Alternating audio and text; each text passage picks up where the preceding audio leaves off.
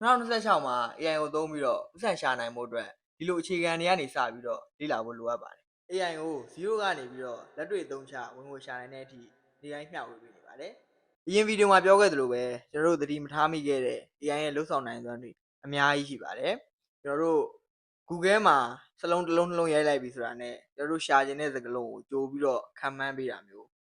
ကျွန်တော် YouTube ကိုဝင်လိုက်ပြီဆိုတာနဲ့ကျွန်တော်တို့စိတ်ဝင်စားနိုင်တဲ့ဗီဒီယိုတွေကိုအရင်ဆုံးပြပေးတာမျိုးဒါတွေအားလုံးကကျွန်တော်တို့သတိမထားမိခဲ့တဲ့ AI ရဲ့လှုပ်ဆောင်နိုင်စွမ်းတွေဖြစ်ပါတယ် AI ဆိုတာကကျွန်တော်တို့ကိုအကူအညီပေးနိုင်အောင်စနစ်တကျရေးဆွဲထားတဲ့ system တစ်ခုကျွန်တော်တို့လုပ်ချင်တဲ့အလုပ်တွေကိုပိုမြန်အောင်ပိုတိကျအောင်ပိုပြီးတော့လွယ်ကူအောင်ကူညီပေးမဲ့ system တစ်ခုပါကျွန်တော်တို့ Google ဆိုတာက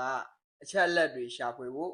AI ဆိုတာကျွန်တော်တို့ကိုယ်စားစဉ်းစားခိုင်းဖို့ဖြစ်ပါတယ်ဆိုတော့ကျွန်တော်တို့အခုမှစပြီးတော့လေ့လာမဲ့သူတွေသိတဲ့ AI မျိုးစားပါလေကျွန်တော်တို့ AI ကိုအခုမှစပြီးတော့လေ့လာမဲ့သူတွေ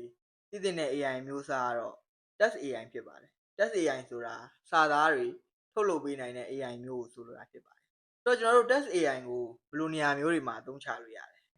Social Media Script တွေကျွန်တော်တို့ YouTube Facebook TikTok အစရှိသဖြင့်ဒီလို Social Media တွေမှာအသုံးပြုတဲ့ Social Media Script တွေဒါတွေရေးခိုင်းလို့ရမယ်ပြီးရင်ကျွန်တော်တို့ Image တွေအလုပ်နဲ့ပတ်သက်တဲ့ Image ပဲဖြစ်ဖြစ်ကျွန်တော်တို့ Client ကိုပို့ရမယ့် Image ပဲဖြစ်ဖြစ်ဒီလို Image တွေရေးခိုင်းလို့ရမယ်ပြီးရင် Message တွေကျွန်တော်ကိုယ့်ရဲ့ personal message တွေကိုတငယ်ချင်းကိုပြောချင်တဲ့ message တွေကိုယ့်ကောင်မလေးဟုတ်လားကိုယ့်ကောင်လေးကိုပြောချင်တဲ့ message တွေဒါတွေရေးခိုင်းလို့ရမယ်ပြီးရင်တခြင်းတွေကြပြားတွေဝတ္ထုတွေအစရှိသဖြင့်ကိုယ့်မှာ creativity ရှိရင်ရှိသလောက်ဒီ AI ကိုအသုံးချပြီးတော့ကိုရေးချင်တာတွေအများကြီးရေးခိုင်းလို့ရပါတယ်ဒါတွေတင်မဲလားဆိုတော့မဟုတ်သေးပါဘူးကျွန်တော်ဒီ test AI ကိုစာအရှည်ကြီးတွေအချင်းချုပ်ခိုင်းလို့ရမယ်ဘာသာပြန်ခိုင်းလို့ရမယ် daily plan တွေ content plan တွေဆွဲခိုင်းလို့ရမယ်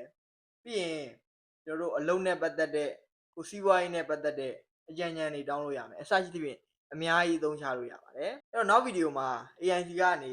ကိုလိုချင်တဲ့ရလဒ်တွေအတိအကျရအောင် AI ကိုကိုယ်စကားနားလည်အောင်မှန်မှန်ကန်ကန်ဘယ်လိုပြောရမလဲဆိုတာတွေကိုဆက်လက်ပြီးတော့မျှဝေပေးသွားပါမယ် AI နဲ့ပတ်သက်တာတွေဆက်ပြီးတော့လေ့လာခြင်းနဲ့ဆိုလို့ရှိရင် comment မှာ AI လို့ရေးခဲ့ပါပြီးရင် follow လေးလုပ်ပေးခဲ့ပါ